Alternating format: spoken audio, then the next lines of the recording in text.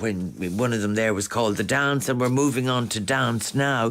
When we think of ballet, we imagine slim, lithe, graceful women gliding across a stage. Well, the perception was turned on its head.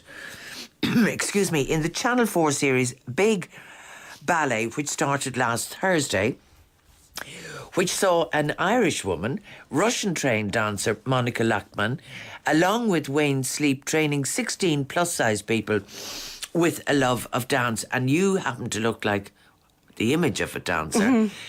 How did all of this come about? And then, first of all, I mean, you trained in Russia. You danced all the leading roles in Russia. Yes. Which was an enormous achievement. Yes, it was, yes. Well, you know, funny enough, you know, the amount of young Irish people, like there's about approximately 25,000 young ballerinas in Ireland. You know, you kind of forget about that. And I just really connected with the Russian style of dancing, and I got invited over when I was 14, and I spent subsequently over 10 years there training. And I just love ballet. And ballet, actually, Irish people have really formed a really genuine bond with ballet. And the same in England. Obviously, they have their own connection, but we're in a very interesting position, kind of a renaissance of ballet in Ireland. So they found me, the production company addressed and found me for the role to work with Wayne, and Wayne chose me for that particular role because there was many other people up to take, you know, to do my job in it. But because I'd done Ballet Chancellors 40 before, I knew how to train people kind of from scratch, and almost the fast track to ballet. You're treading a fine line there. Mm-hmm. If you're talking about larger people, mm-hmm. and some of them were size 18, 20, mm-hmm. 22, 24, so they were large people, and there would be a terrible fear of anybody laughing at them. Well, genuinely, myself and Wayne, and I would say first and foremost Wayne, because he was approached to do this first. It was a real concern, and it was something we were not going to stand for at any point. And when you watch the show, you see that it's treated with the utmost dignity. And in the next actual show, there's quite a very interesting discussion that goes on, because Wayne quite openly calls them fat in a random interview that he does. And I'm really glad actually we have it out in the studio. But funny enough, one of the big ballet dancers turned around and berates me, well, not me personally, but professional dancers, and calls us robots, stick thin. And so there is, you know, it goes both ways. Right. Does that make any sense? So I of course took it quite personally, but I could see how much we actually need to protect them also from any kind of ridicule. And there wasn't. It was never about that. Right. Well, actually, you are the classic size, which is extremely thin. And there's a kind of this image about people in your profession of anorexia and food issues. You make the point you couldn't dance. No, you can't. If you're not eating, you can't dance. End of story. You could dance for a couple of months, then your contract is not renewed, and that's the end of your career. And you've probably spent maybe 8 to 10 years training, possibly maybe 30, 40, 50,000 pounds in debt due to that. You know, you must take it very seriously. And the thing is, I always go back to Sonia O'Sullivan, and nobody ever turned around to her and said, you're very skinny. She was very fit and athletic. So I do have a real problem with people calling me skinny, because I don't think that's true. I train for many, many hours a day. And also, you know, just to stand up for myself, this is how I was built. This is who I am. And I can't apologise for that. And I've done a lot of interviews in the UK, and it felt like they've been calling me out over my size. But, you know, I am the way I am, just the way those dancers are the way they are. And we must be respected equally for just who we are, really. Right. Well, I mean, the level of training that you do, I would say make rugby players look like wimps in the kind of dedication you have to put in.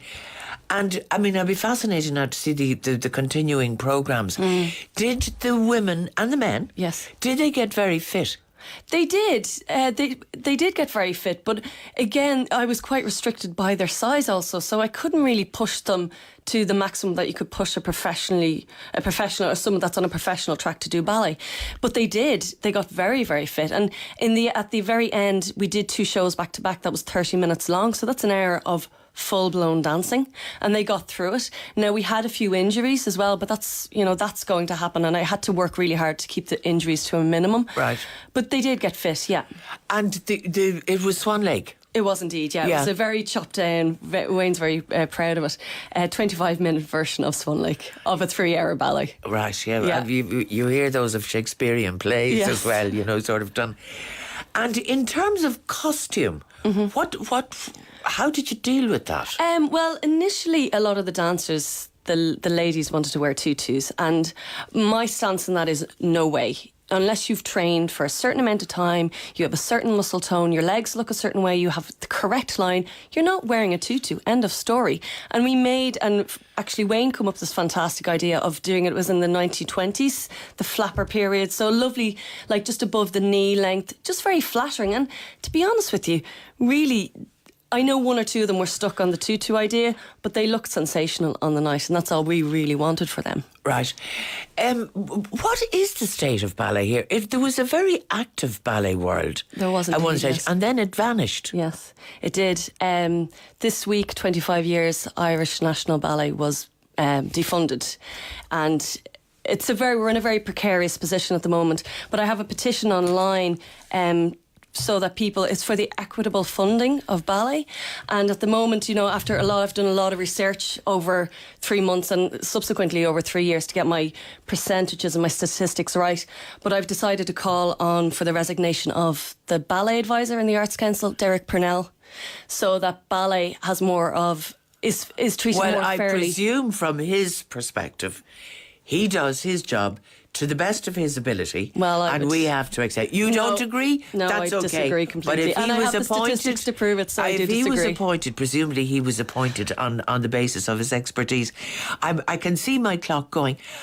You lived in Russia for how long? I lived in Russia for about 10 to 12 years. I went back and forth after I had my child quite a lot. Perfect Russian. Yes, I love Russia. Yes, and I love the Russian language. It's such a beautiful language. Yes. And where were you based? Were you in? I was based in a city. It was in the Ural Mountains. It was called Perm. It used to be a closed city up until 1991, and then in 1992 I went to Russia. So it was literally just opened. It was actually something like from a Stephen King horror movie. And you were just a kid. I was. I had just gone 14, and I train 14-year-olds now. So I train them, up to professional standard, and it's such a tender age, and it's such. You really need to nurture that age. And you were all on your own? No, there was 10 other Irish girls and one other Irish boy. Yeah. So we that would have taken the pain out of it. It did, yeah. But you were in competition with the Russians and subsequently with the Irish. But that's what ballet's about. It's about healthy competition. And it's really about disciplining yourself and maintaining that kind of focus that you need, because it's a very, very tough world. It's not just athletic, but it's also aesthetic and psychological. Right. And the work that's done at the bar, I'm told, is like superb for the body. It is. Well, it's a bit like Pilates. So the work you do at the bar is maintaining kind of the tone and the technique for, so you maintain your career. And it was like with the big ballet dancers, we did so much bar work. And Wayne, I have to say, when you see the second series, Wayne is just so complimentary in all of the work that they managed to break through, and they got through, and they attained in the very end a very, very high standard of ballet, which myself and Wayne can be very proud of. Okay, listen, that's terrific. It's on this week again. It is indeed. Yeah. Yes. Okay, Monica Loughman. It's on BBC 4 on Channel 4. On Channel 4, I should say. On Thursday. 9 o'clock. Okay, something to look forward to. Now, I won't have time to give you the list of books today, folks. So.